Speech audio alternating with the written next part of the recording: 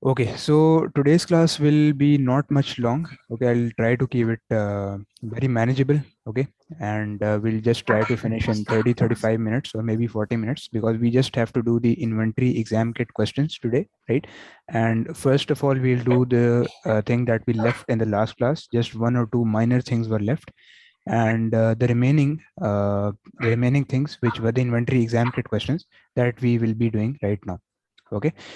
All right. So first of all, I told you that there were several kinds of inventory valuing methods, right? So one second, let me write them again. So there were basically three methods. First one was called the FIFO method, right? The first out. Second was actually the LIFO one, last in first out, but it's not available. It's not, accepted by the financial accounting. Okay. So the second one was average cost method, and this was fully known as weighted average cost. Sorry, continuous weighted average cost. Continuous weighted average. Okay. And the third one, the last one, was known as average cost and periodic average. Right. So we had these three methods, and we are going to first do direct an example of these three methods separately, so that you understand how these questions are done, because these things we did not discuss in the last class. Okay. So there is first of all a very simple format to follow. It's not difficult, it's very easy to understand. Okay, we just have to apply some simple common sense, and we just have to remember the formats that are used in this. Okay. All right. So first of all, I'm making the format over here, and then we'll move on to the question. First of all, we'll do the FIFO question. So there are total 4 or 5 columns. First, we write the date, then we write the receipts. After that, we write the issues. So receipts and issues basically means that what you received and what you sold out. So what you issued. Issues are basically the sales. Okay. And after that, over here, we have got the balance. And at the end, we have got the closing balance. Okay. This is the most easiest format to learn. Okay, you can also, there is no hard and fast rule of whatever format you have to use. Maybe in the study text there is a separate format, maybe in other exam kits there is a separate format used, but this is the most easiest one, which I'm telling to the students from the last 3 years, and they're finding this one very easy to understand. Okay. Right. So the total, there are 5 things: date, receipts, issues, balance, and closing balance. Okay. So what we have to do is that for every date, for every transaction, we have to put a date. We have to identify whether it is an issue or a receipt, right? And then for the balance and the closing balance, I'll guide you how to do the question. Okay. So over here, I have opened the exam kit. You can see the first question we'll do right now. This is question 101. Okay. Just a second. So question number 101, this is the question of FIFO method. Okay. Now we have to read the requirement first. What was the value of closing inventory at 31st July if FIFO method of inventory valuation is used? Now in most questions, the reason I'm reading the requirement first is that in most questions, it can be very, unpredictable. In some questions, they might ask you the closing inventory, like in this question. In some questions, they might ask you, the total of issues that they have made. So they have a separate format, but most questions just assume at this point of time that most questions will involve asking the closing inventory, right? I would say like 98 to 99% questions would ask this closing inventory requirement. That's why this closing balance, this last column, is a very important column, because it directly gives us the answer. There is no extra thing to do over here. Okay. So let's start this question. So let's read it from the start. An organization's inventory at 1st July was 15 units at a cost of $3 each. Okay. So what's happening is that this organization is opening its account, opening its inventory account with these 15 units. So these are basically the opening units, we can say the opening balance, right? So I'll write over here opening balance, right, in the date, because the date doesn't matter over here. Now, how much there are the units? There are 15 units. Okay, 15. So I'll write them in this receipt column. Or let's also ignore this one, because neither is it a receipt, neither an issue. Just write this balance in this balance column, in this one. Okay, because we know that this opening balance has 15 units present in it. Okay, now what we have to do in this is the main column. That is basically the game changer over here. Okay, so what's happening is that because we are following this format, right? FIFO. So right, so in FIFO what we're doing is that we are creating small brackets over here. I'll guide you what the brackets actually mean. So there are 15 units, right? And each unit costs Yeah. $3. So I'm just writing 15 multiplied by $3. So this is the reason I'm making small brackets for every transaction. Either it's a receipt, either it's a issue. I'm just bifurcating the closing balance, just showing it in a clear manner. Okay, that's the reason of creating these brackets. Now let's move on to the next transaction. Next is 3rd July 2014. Just give me a second.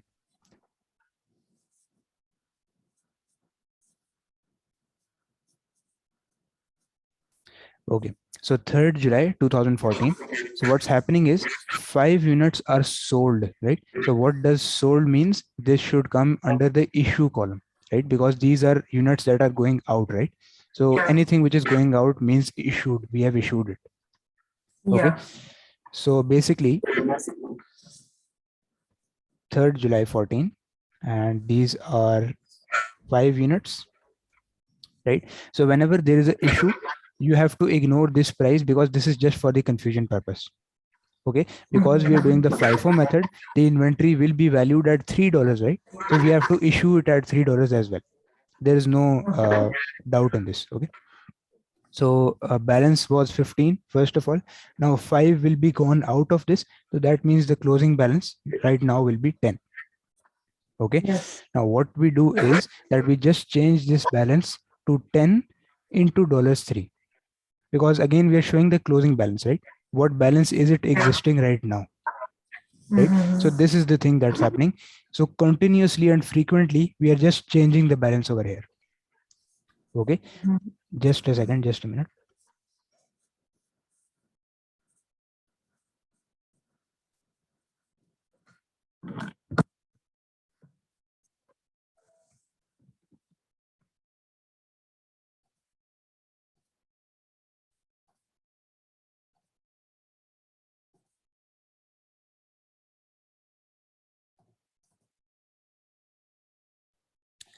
Okay, so the first transaction is done.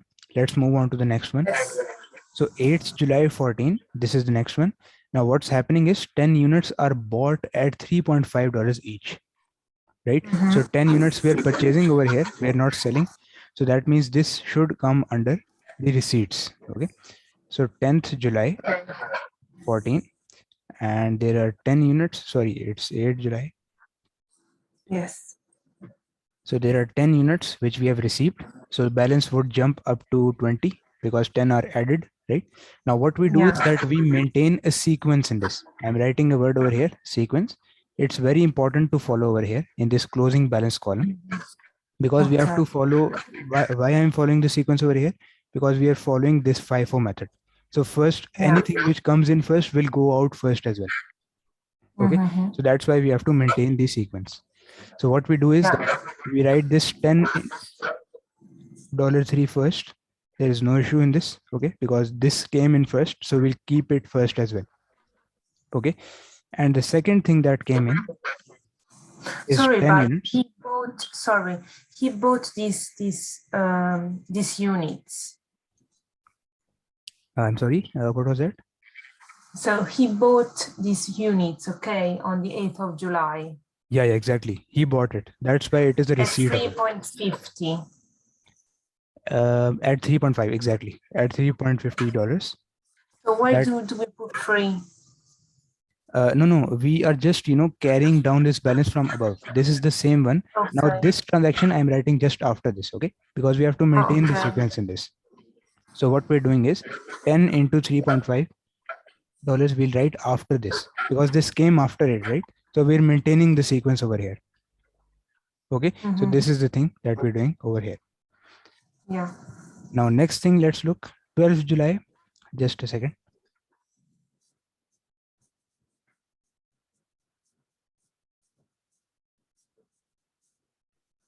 Okay, 12th July, 8 units are sold, right? So that means 8 units.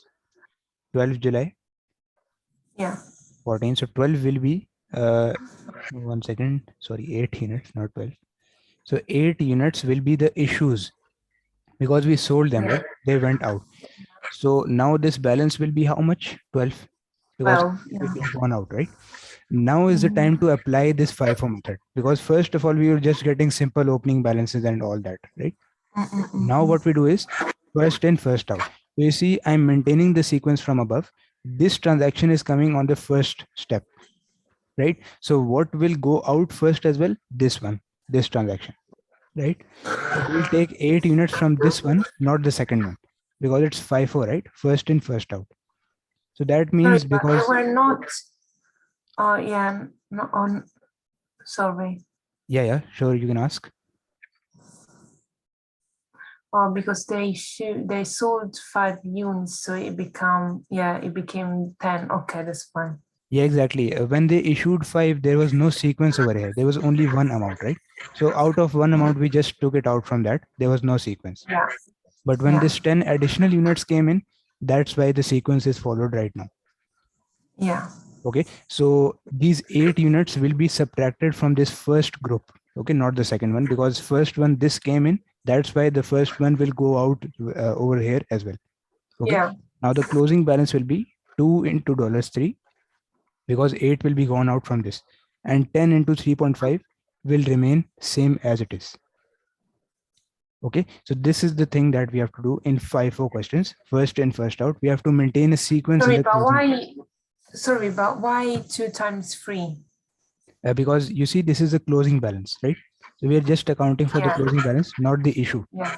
So when 8 units gone out of 10, how much units are left? 2 units, right? So yeah. So units into $3 will be available in our inventory. Now let me prove you why Okay, we are that's doing this. So how much is the balance after this last issue? 12, right?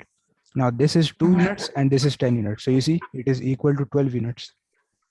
yeah. Okay. So that's why I was telling you that this closing balance will give us the exact answer of the closing balance. Okay. Just a second. Mhm.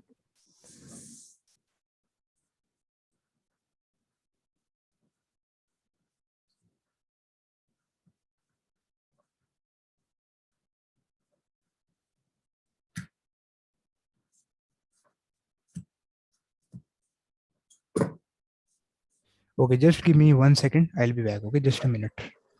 Okay.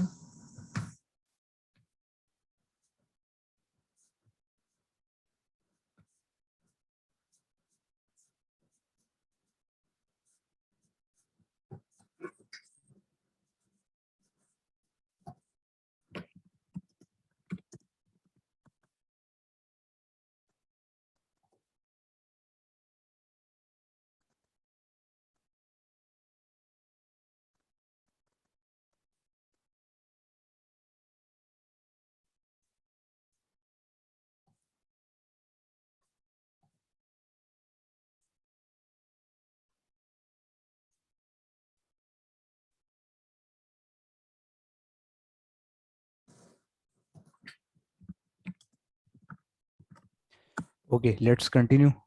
So this was basically the closing balance valuation. Okay. So what we're doing is just we're calculating this last line, and it will give us the correct answer for the closing inventory value. Okay. So what is 2 multiplied by 3? It is 6. And what is 10 multiplied by 3.5? It is 35. Right. So what will be the answer for this? 35 plus 6, it is 41. $41. Okay. So this is our final closing inventory that we are going to select over here. So the correct option for this is option number D, which is $41. Okay, get it? So this is how we calculate the FIFO questions. Again, we have to again follow a sequence over here, and the closing balance format and the all the tables and the closing balance table is the most important one over here. Okay, we're going to practice more questions as well, so you will be further clear about this as well. Okay, so this was one question about FIFO. We have discussed about this. Now let me tell you about the AFCO method. Okay, the average cost, the continuous weighted average one. Okay, so let's do one question for this one as well. Just a minute.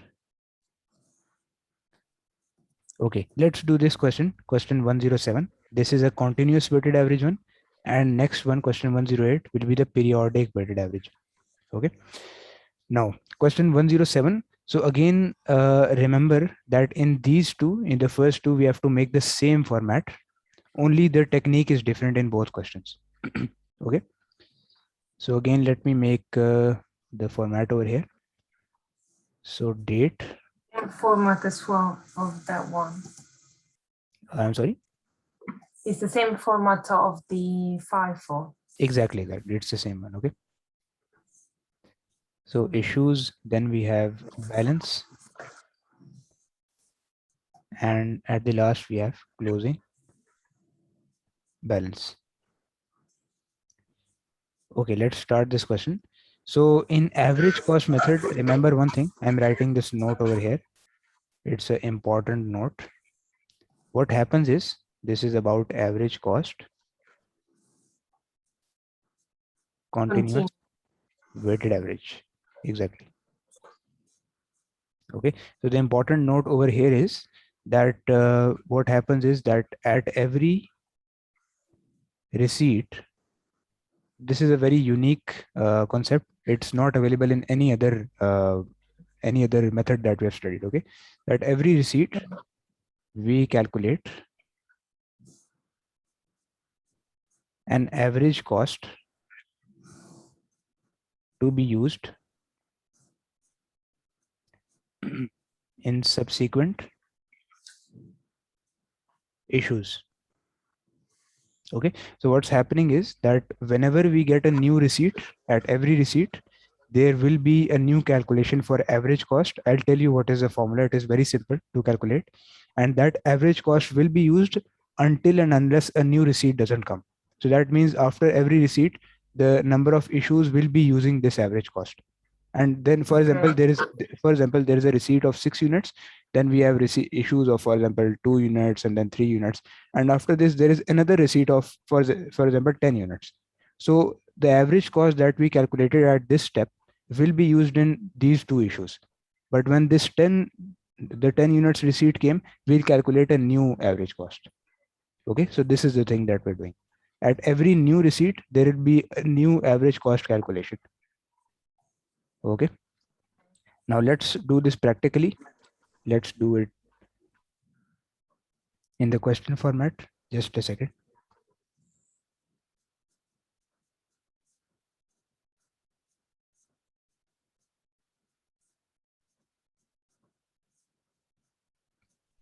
Okay. So let's read this question. This is question 107.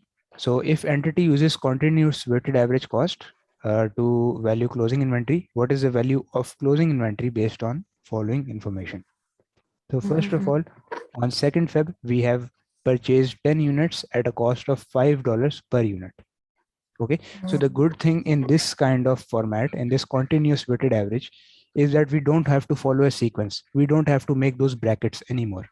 Okay, so first date that we have is 2nd Feb, and what we're doing is that there are receipts, right? So 10 units receipt, and balance was first 0. Now it will be going to be 10. Okay, there is no need to calculate average cost because this is the first one, right? On first receipt, we never calculate average cost because we need to have two things to calculate. Even if we have two things, we'll add 0 plus 10, the answer will be 10, right? So on first opening balance or the first transaction, we don't calculate an average cost. So this is 5 per unit, right? So what happens is 10 units at the rate of $5. So this will give us the answer of 50. Okay, so you see over here, I'm not making brackets, I'm not following a sequence, I'm just writing Yeah. straight away the answer. Okay, and this is the average cost method, which is continuous weighted average. Okay, now let's look at the second one. So 5th February, you see he sold 6 units at a price of $8 per unit. So 6th February, he sold 8 units. Okay, so the balance will be now 2, right? And 6 units are sold. Sorry, I did it the opposite way. So So units. So issues is 6. No. Yeah, exactly. I did it mistakenly wrong, but now it's correct. So 5th February, he sold 6 units. 6 were the issues, right? And the balance would be now 4 units only. Yeah. Okay. So there is no average cost. We'll still continue on the $5 cost that we have previously. So again, this is the closing balance, right? So we're just writing the final balance that we're getting. So 4 into $5, and we'll get the answer as 20. Okay, now let's look at the last one. Yes, over here we'll calculate a new average cost because there is a new receipt being happened over here. Okay. Sorry, So have yeah, you yeah. done 4 times 5? No, this is 4 multiplied by 5, which is 20. Okay. Okay, this is the per unit cost and the total units are 4, right? So we don't add, we multiply Okay. over here. Okay. Okay, now next one is 7th February. He Mm-hmm. purchased 10 units, right? And at the cost of 6.5 per unit. Now Mm-hmm. 10 are the receipts. The balance would jump up to 14, right? Now let me tell you how the average cost will be calculated. So this is the first working. Okay, now there is a simple concept that we follow and that I'm going to tell you right now. Basically, it's new receipt dollar value plus old balance in dollar value divided by uh, closing units. Okay, so this is the format. Basically, I think it's a bit difficult to learn this formula. It's very easy to apply it in practical way. Okay, let me tell you how we'll do this. Let's apply it to this question. So what happens is we're calculating the average cost because there is a new receipt. So we will not measure this issue on $5, not anymore, because there is a new receipt, right? Now what we do is that obviously in the above side of the equation, which is a numerator, we write the dollar value, and on the denominator we write the units. So that way we'll get the per unit value, which is basically the average cost. Okay, now the new receipt, let's see how much was it. You can see 10 units at a cost of 6.5. Okay, so we can Yeah. say 10 units into 6.5. This is the new receipt dollar value. Okay, and what was the old balance? We calculated it over here. You can see $20, 5 into Sorry, why 6.5? because you see this is the new receipt, right, which is happening right now. So 10 units at a cost of 6.5. This is the Okay. current receipt that came in just right now. Okay. Okay, and what is the second thing? Old balance, which is in dollars. So this is $20. Okay, right here. So 20. Now we divide it by the balance which is in the units. Okay, so what is the current balance? It is 14. Okay, so we divide it with 14.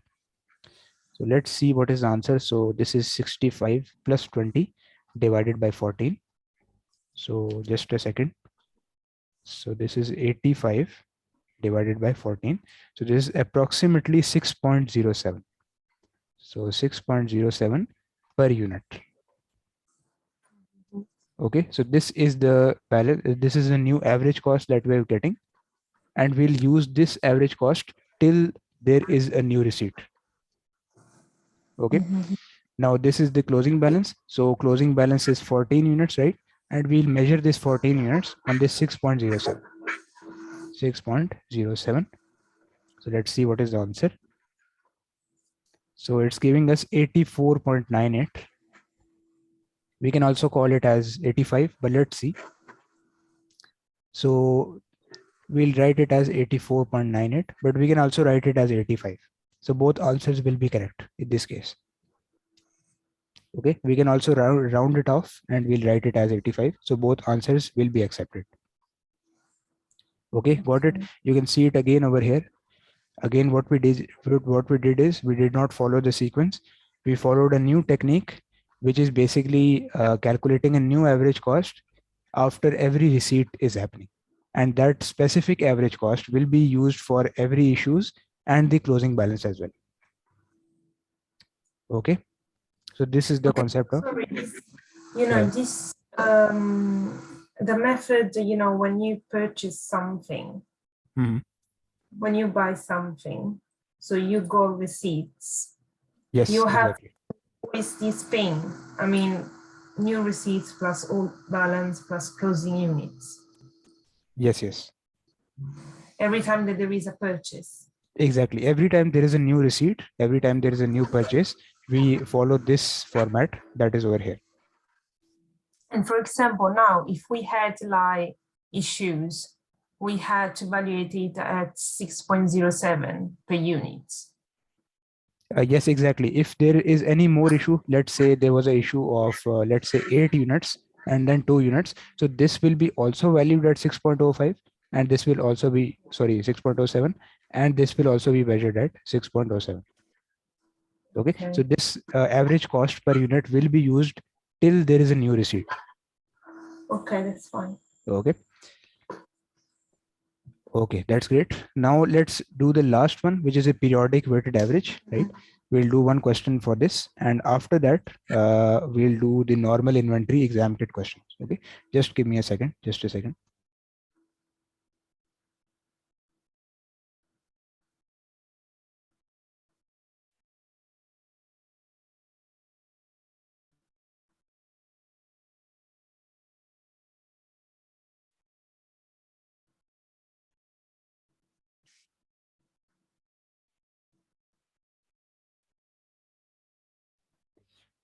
Okay, let's move on to the last one, which is this periodic weighted average. Now, this is the only method in which we are not following the format that we made above. This is a much easier one, but let me tell you practically as well. Close to no company uses this format. It is just, you can say it's just on paper. It does not have any practicality because it's a very old school method. It's left very behind in today's world. Okay, we can say it like that. So this is periodic weighted average, but again, we have to cover it for the syllabus purpose. So let me first talk about the format in this. First of all, what we do, again, this is also average cost. So there will be average cost calculation, but the technique is a little bit different. So first what we do, we write all the receipts, right? So there will be units and multiplied by the per unit cost and is equal to total value. Okay, so we'll write all the receipts over here. Obviously, first we'll write the date as well. Once we get the total answer for all the receipts, we'll divide the totals with each other, right? And after that, we'll value all the issues in this. So the basic concept is same, but only the format and the practicality is a little bit different in this. Now let's practice this question as well. This one 108. So we have to follow the periodic weighted average cost method. Okay. So first of all, there is a first transaction on 12th April. So this is also purchase, this is sales, and this is also purchase. So first what we have to do, we have to write all the purchases, which is receipts. Okay. So 12th April, and the second one was 17th April. So first we had units of 10 and then 10 as well. So in both cases they were 10. Now this was 10 at the rate of 5 and this was 10 at the rate of 6.5. So $5 and $6.5. Okay, so this gives us the total answer of 50 and this gives us the total answer of 65. Okay, now let's write down the totals. So this is 20 and this gives us a total of, I think, 115, right? Let me confirm as well, just a second. 50 plus 65, yes, that's 115. Okay, so what we do is that in the continuous weighted average, that the method we studied above, we were just multiplying it. We were just calculating a new average cost whenever there was a new receipt. But this method, this periodic one, deals with the totals. Okay, so this is the main difference in this concept. Now for the average cost, how do we calculate it? Again, we use the totals in this. So this is $115. This is the total. Okay, and we divide it with the total units, 20. Okay, so 115 divided by 20. So this is giving us 5.75 per unit. Okay, so this is the average cost that we're getting. There is no new average cost calculation on every receipt. We just calculate it one time in this method. Okay, and this particular average cost will be used for every issue that we make. Now there was only one issue, you can see 15th April, right? And 6 units, just ignore this one because we have to follow the average cost, not this price that he sold it on. Okay, so 15th April, he sold 6 units.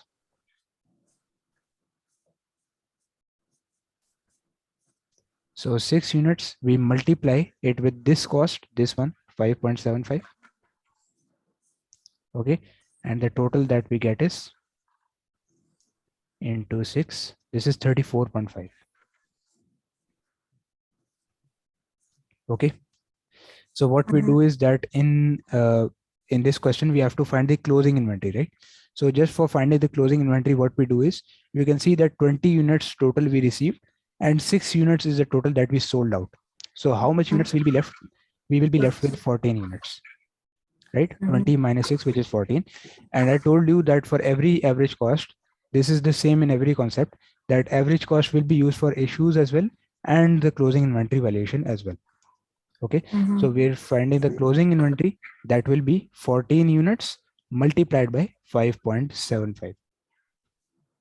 Okay, so 5.75 into 14, this is giving us 80.5. Okay, so the answer for this will be $80.5. All right, so we have done each and every question, one question for each of the following methods.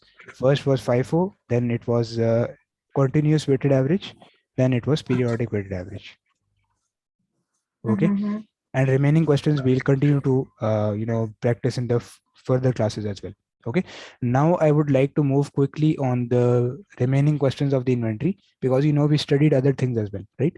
Like the NRV concept, the inventory should be valued at lower of cost and NRV, right? All those things. Let's start the questions for that as well. Okay, just a second.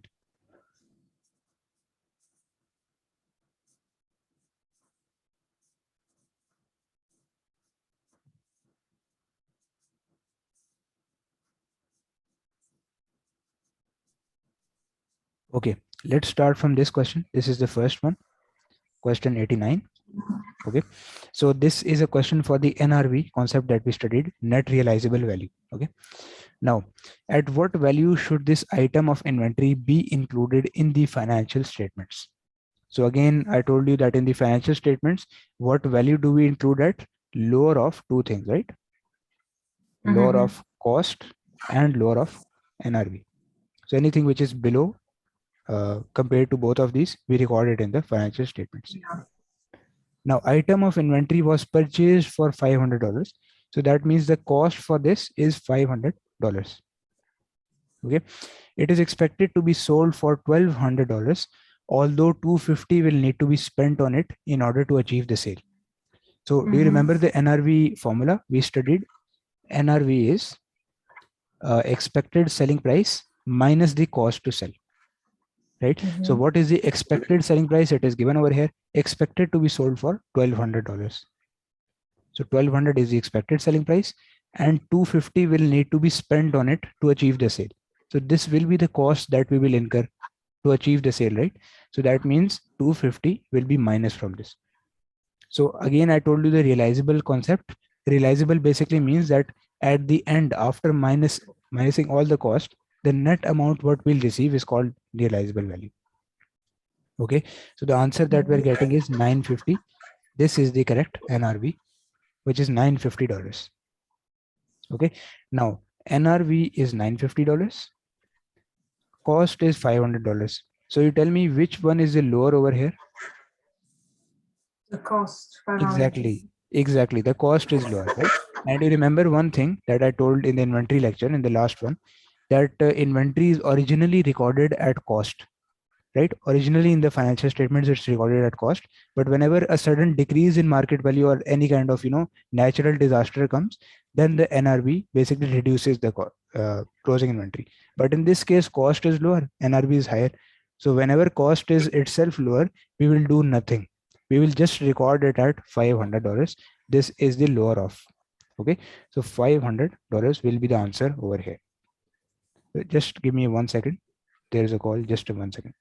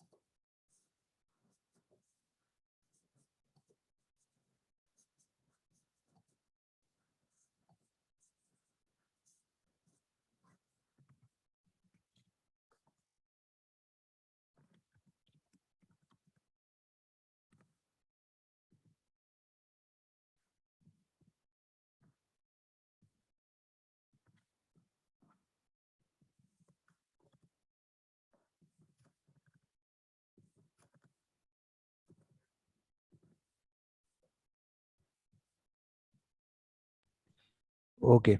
So coming back to the question. So did you get this question? We have to record at the lower of amount, which is one from cost or NRV. Whichever is the lower one, we have to record it. So in this case, 500 is the lower one. That's why we recorded at $500. Okay. Now this question, I'll come back to it in a while. Or let's do it right now. Let's see. So closing inventory may be valued using first in, first out or average cost. Yes, that's correct.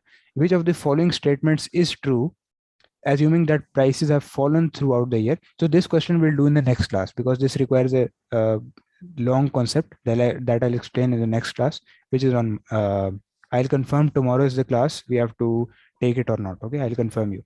So this we will see in the next class. Okay. Now let's do some more questions. Again, this one I'll also do in the next class because these are the questions which are, comparable questions. We have to first work it out using FIFO method. Then we have to work it out using the any other comparable method that is given. And then we have to tell the answer. So it's a bit long. That's why I'll do it in the next class. Okay, now let's do this question as well. Question 92. So what figure should be included in debit statement of financial position for inventory at 31st December? In other words, this basically means closing inventory. Okay. Now David performs an inventory count on 30th December 16 ahead of the 31st December year end. He counts 1200 identical units. So this is the inventory count, each of which cost $50. Okay. So again, the cost over here, it is $50. On 31st December, David sold 20 of the units for $48 each. Okay, so what happened over here is that out of the 1200 units, which were basically at this cost, normally they're recorded at the cost. At the year end, he sold 20 units at $48 each. You see, there is a bit decrease in the market value. He did not sold at 50, he sold at a discount. That means there might be an NRV over here, right? So what we'll do is that we'll first deduct this 20 into 48 from this total units. Okay, so what we'll do is that 1200 were the total units. This is into 50, right? So let me calculate the answer. Just a second. So this is 60,000. This was the normal closing inventory count, right?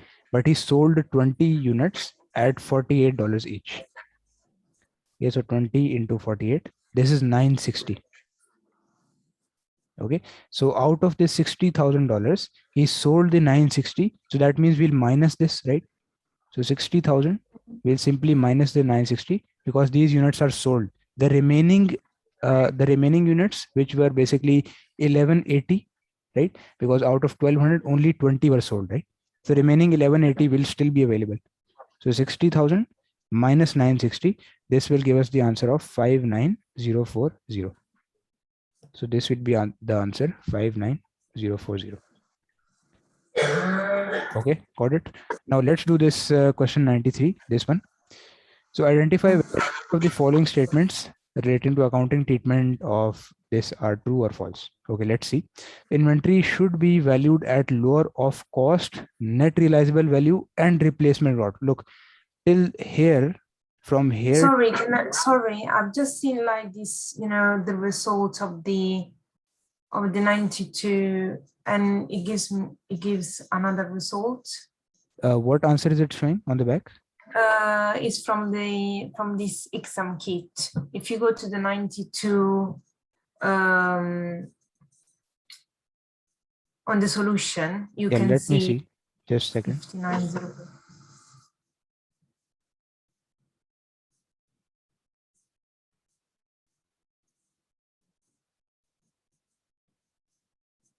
Yeah, it's doing the net realizable value here.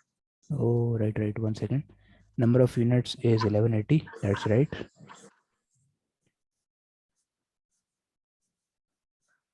Oh, yes, I missed one thing. 1 second.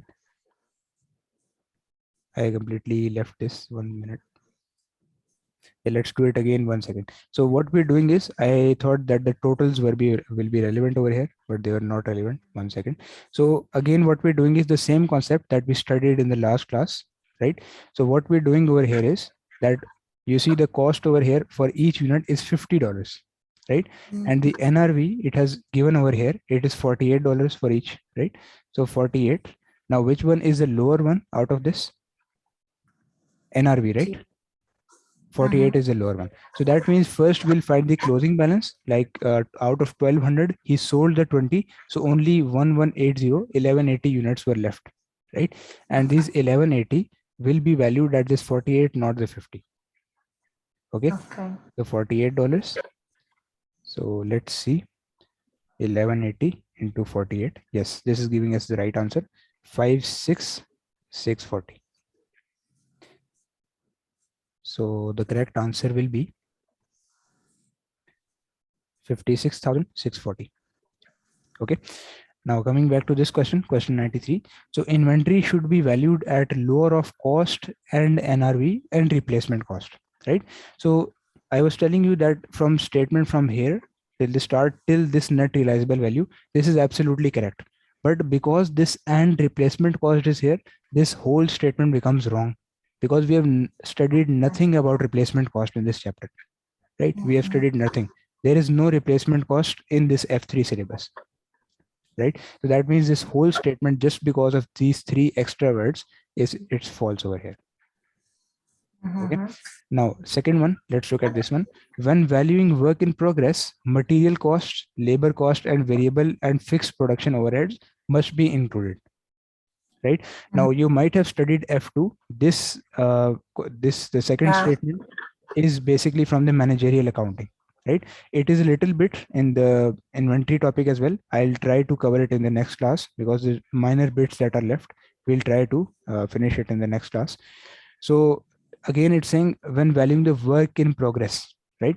Work in progress is the units that are not fully made, not fully complete, right? So what happens is that we include the material cost, labor cost, and the variable cost, but not the fixed overheads, right? So that means this, according to me, should be false. But let's first check the answer of this as well. I think it should be false over here. Oh, it's true. Just a minute. Oh, is it true? Let me confirm this, because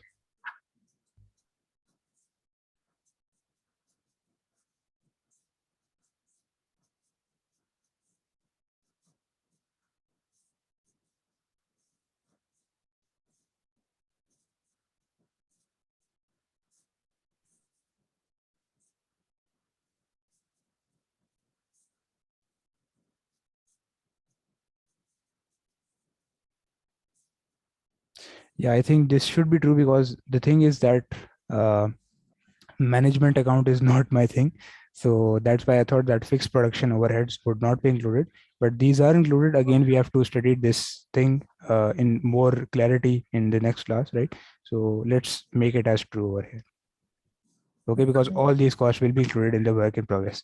So next, let's see, inventory items can be valued using either first in first out FIFO or weighted average cost. Yes, this is also true, because LIFO method is not available. Okay, so an entity's financial statements must disclose the accounting policies used in measuring inventories. I think this should also be true. Let's check it as well, because the disclosure notes is also another chapter in this. So yes, this is true as well, because the disclosure notes, whenever we are making a financial statement, we have to disclose some items. Basically, it's kind of an indirect communication with the shareholder, right? So every company, it is required by the law to make the disclosure of the accounting policies that are used, like what method did we use, what assumptions did we use, what was the NRV. Okay, this is true as well. Okay, let's do one or two more questions, right? And the remaining one we'll try to do in the next class. Okay, let's also do one more thing which is also related to this. Okay, I'll explain that thing and the remaining questions we'll do in the next class. This thing that I'm going to explain you right now, it's very important. Okay, so these are basically the double entries, the basic double entries. First, I'll discuss it for the closing inventory, because this may be asked to you in the questions a lot. Closing inventory and then the opening inventory.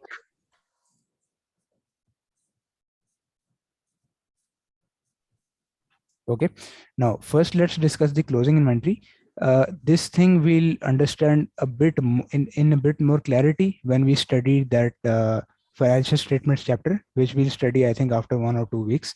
That is I think chapter 16 or 17. It's close towards the end. Okay, but I'll try to explain it over here as well, because it's part of this inventory as well. Okay, now closing inventory goes into two things. Okay, first it goes into cost of sales. Cost of sale is basically an item which comes in this statement of the income statement that we call the statement of profit or loss, right? And secondly, it goes in statement of financial position, right?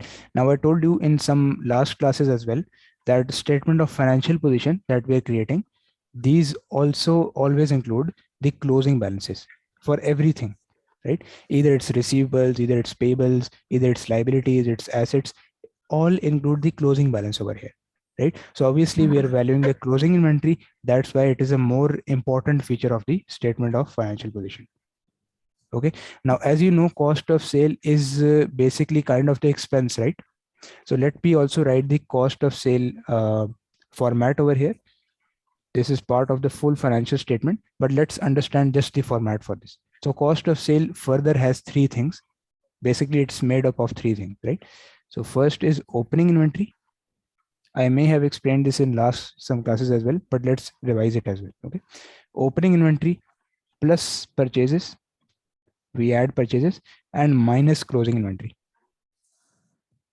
right? These are the things that we do for the cost of sales, right? So opening inventory, we add the purchases, and only thing that we have minus over here is the closing inventory. This gives us the answer for cost of sales, right? So you see the only thing that is getting minus subtracted over here is closing inventory. So that means this is basically reducing the expense, right? Cost of sale itself is expense, right?